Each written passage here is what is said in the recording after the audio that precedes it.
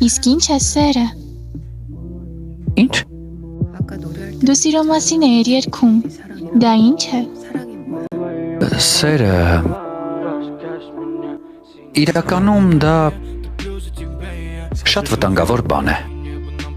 Այնպես որ դու լավ կանես առանց դրա ապրես։